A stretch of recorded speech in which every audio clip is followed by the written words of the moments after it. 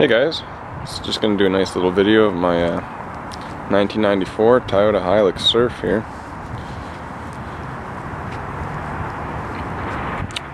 I just wanted to make a video of this truck before I get rid of it, because there's been a few vehicles I've owned now that I've always wanted to, you know, somehow document my ownership with before I sold it, but that never seems to happen. And I've been thinking about getting rid of it lately. I've had it for a season now. It's been great to me. I always get bored of whatever I own after a certain amount of time. Just gotta try something new. So yeah, like I said, this is a 1994 Toyota Hilux Surf diesel with a 3-liter diesel. It's came from Gifu Toyota here, which I assume is a dealership in the Gifu region of Japan. Well, I'll point out the flaws with this truck. I mean, there's a little bit of rust here. Well, not really, but it's just starting to bubble a little bit here, just a little bit here. Other than that, the tailgate's in good shape. Got a little ding here. You can see there's a ding there, and there's also a decent sized ding right here.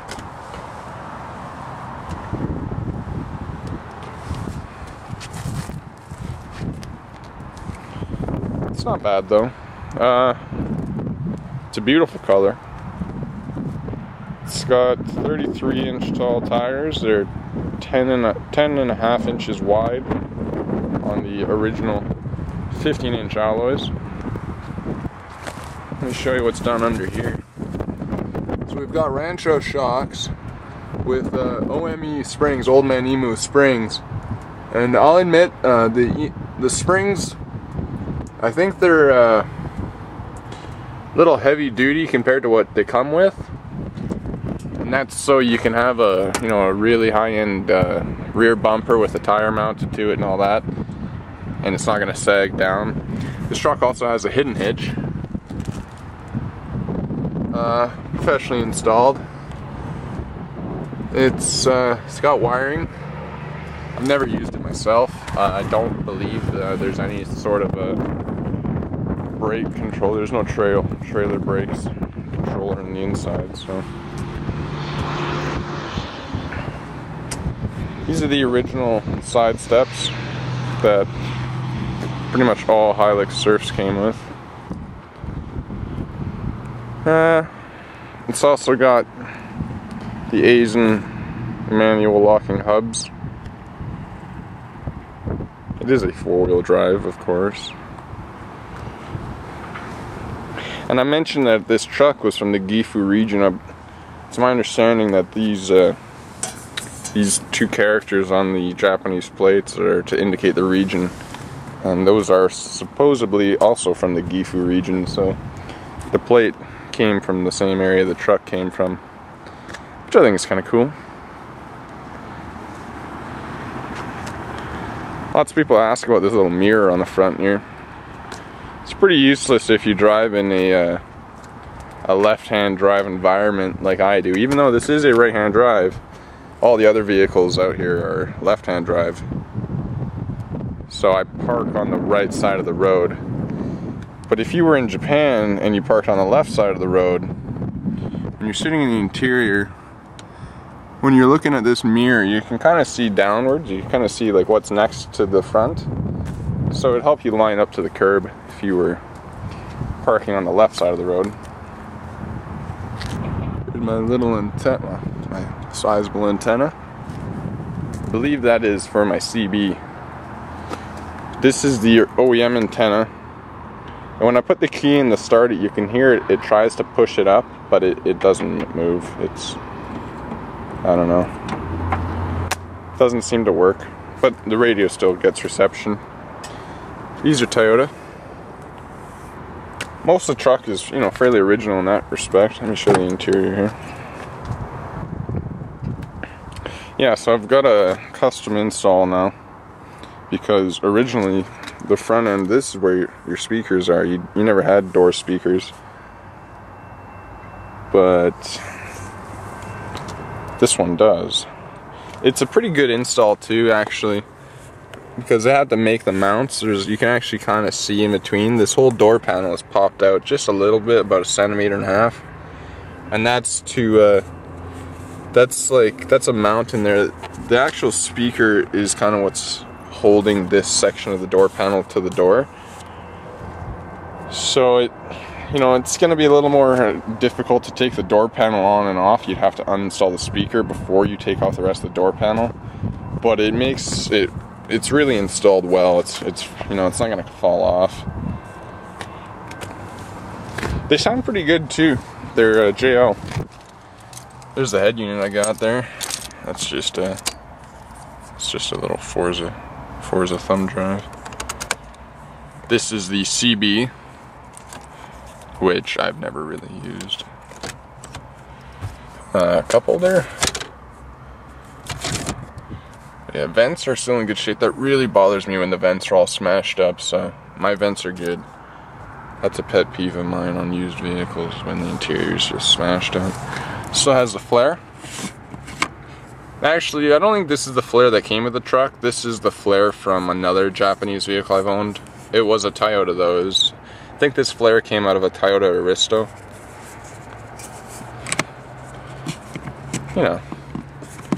It's something I kept because it's like a keepsake for my first car, and when I saw this one didn't have one. That's just a little garbage box.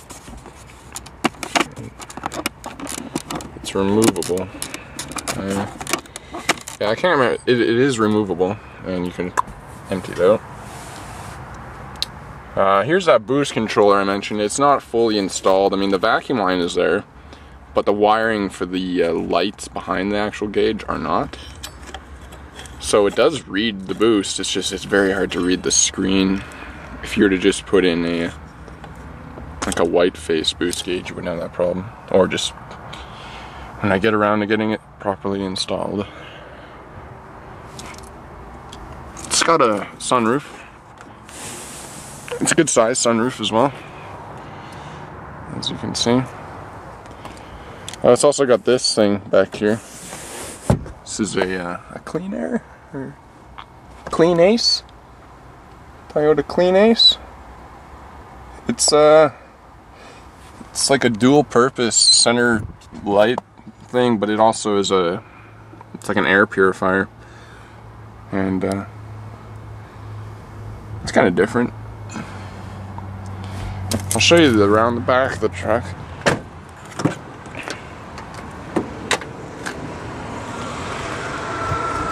Here's the back. Alright, here's my exhaust, by the way. Let me show you the side exhaust. You can see it's a, I don't know if you can actually see, it's a Magnaflow. Oh shit.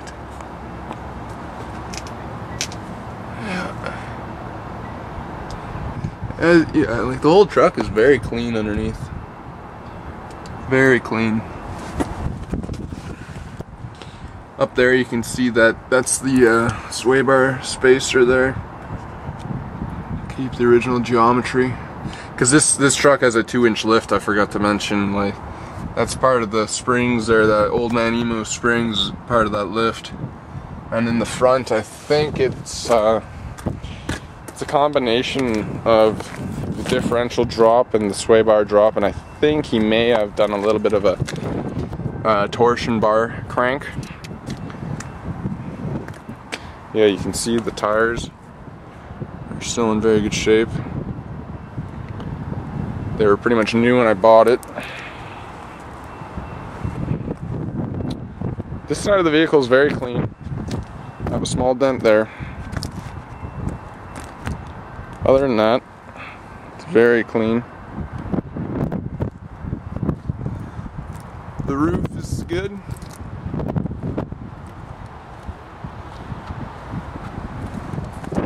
The hood is very, very clean. Bumper is also in very good shape. Looks like, I do have some rock chips. It's a 1994. And I've owned a variety of vehicles now. I had a 1991 Toyota Land Cruiser 80 series. And that had the 4.2 inline 6 turbo diesel. And I can honestly say that this is, you know, it's really nice, but it's not nearly as like heavy duty feeling as that Land Cruiser. It just feels like more of a passenger vehicle.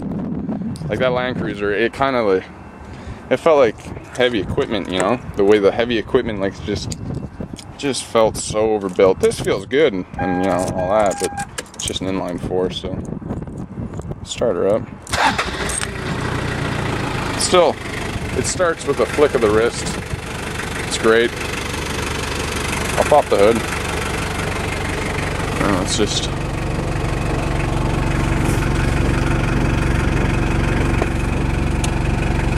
So yeah, it is warm, but trust me, it starts great even when it's cold. It doesn't even sound too rough, like honestly. That I will say actually, that Land Cruiser sounded a lot rougher in the cold than this ever has. But yeah, they're both great. That's with the high idle engaged. Super smooth.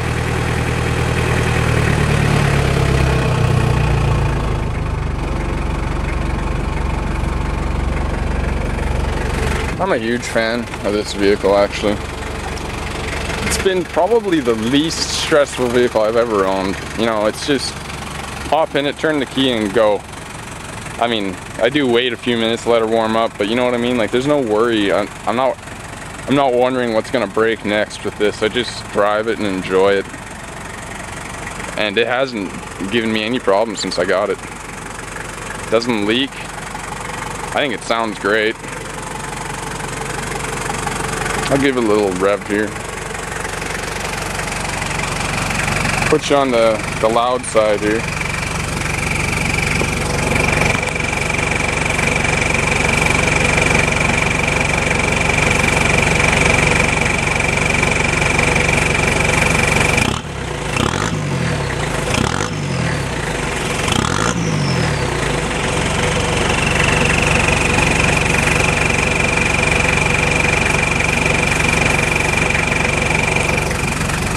Yeah,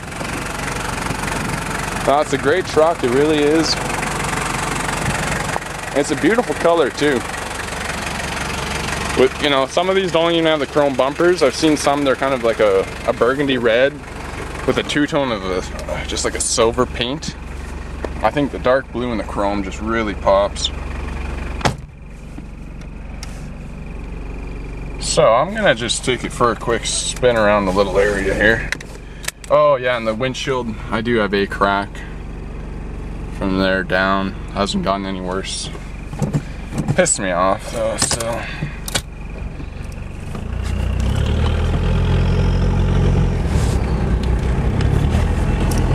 So yeah, it's probably not a good idea to be recording while I drive with all these new distracted driver laws coming into place, but it's a virtual test drive is what this is. So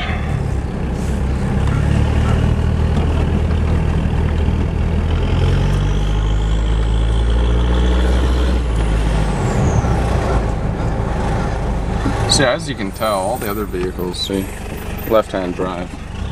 So it's a little weird driving the right-hand drive here, but I enjoy it. My first vehicle was a right-hand drive, you know. And I'll be honest, my parents, that wasn't their first choice for their son to be driving a twin turbo right-hand drive vehicle as their first vehicle. But it worked fine for me. And honestly, if you're a responsible driver, it doesn't matter where you're sitting in the vehicle or how much power you have under the hood. Either you're gonna be irresponsible or you're not, so. Yeah, I'll take it out on the road here though, just show you. Runs great though, really. Totally turnkey, just hop in and go. And the AC still works, and it works good. I don't like using AC because of so many of the vehicles I've had, just it didn't work. But Works great in here. So yeah, you see, I can fly right up to 40 or 60 if I want to.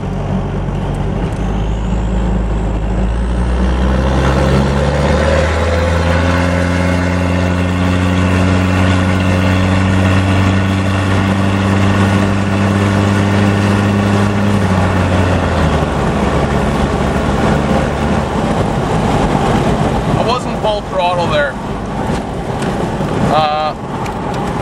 Not sure why, but honestly, I never go full throttle in this thing. It lets it rev too high. I find all the power is at the low end around 2,000 RPM, and if all you're doing is just putting your foot down to the floor, it downshifts too far, and it almost falls out of its own power band. So I like to keep it around 80% throttle. You know, sometimes it seems to accelerate a lot faster when it's revving lower. That's the nature of the diesel, I guess, yeah. It's a pretty smooth ride. But I will say that the back end is pretty stiff. Oh, so is the front actually. It doesn't lean too much in the corners, which is nice. I mean, it still feels like a pretty fresh truck, but at the same time, I think it would probably be a little restricting when you're off-road and you're trying to get this thing to flex a lot.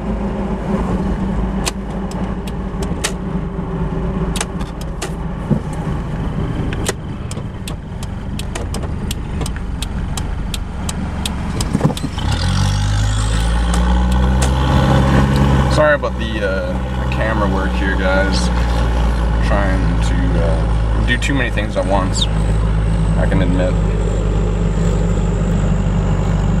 But yeah, honestly, like, it's a great vehicle. It really is. It's responsible. It's not too fast, but it's super usable. You can fit 4 people, 5 people in here even, and you still got room to spare. And it's pretty efficient too, actually. With the turbo diesel, you get pretty good mileage. I mean, right now I'm at 200 kilometers and about almost halfway done the tank. I usually get about 500 kilometers to a tank, which is, you know, not bad for an SUV. It's only about a 60-liter tank, and with diesel, you know, depending on what diesel's at, it usually costs me about 55 or 60 bucks to fill it, and I usually get to go almost 500 kilometers. And that's with the 33-inch tires too, which probably don't help the mileage. The nice thing is, though, he didn't just put on the tires and call it a day. He also went and he swapped the differentials out, so the speedometer is still accurate, and so is the odometer, because both of those are affected. You can hear that side exhaust. I got the window all the way down. I like to drive with the window down so I can hear it when I romp on it.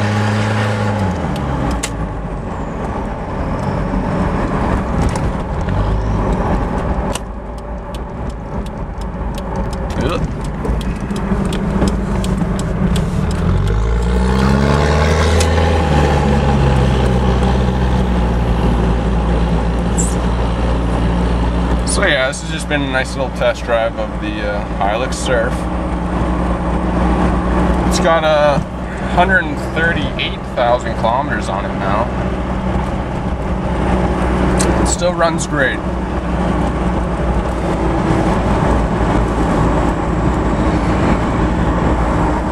But yeah, compared to the Land Cruiser, it bounces around the road a bit more. This, you know, feels a little more like a little buggy, a little dune buggy or something.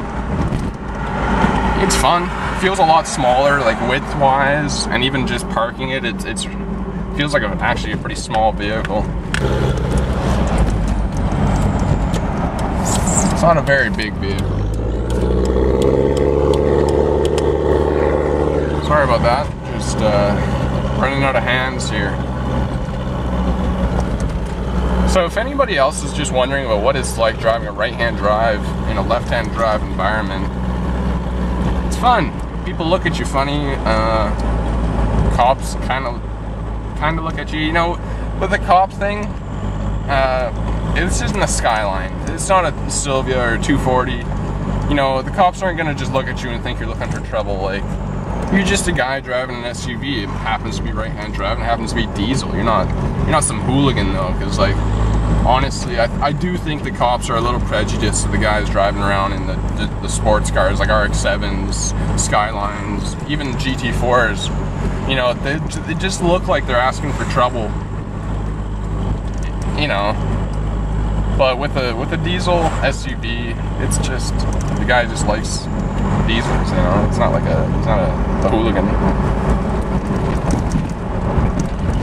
But yeah, it's pretty fun. The shifting, I've had a right-hand drive standard vehicle, and shifting isn't anything too big of a deal either. The clutch or the pedals, that's all in the same spot. The shift patterns are always going to be the same. The biggest difference is that is not your turn signal, that is your wipers. Your turn signal is on the other side of the steering wheel. You might wonder, why is that? The reason they do that is so you can shift and use your turn signals at the same time.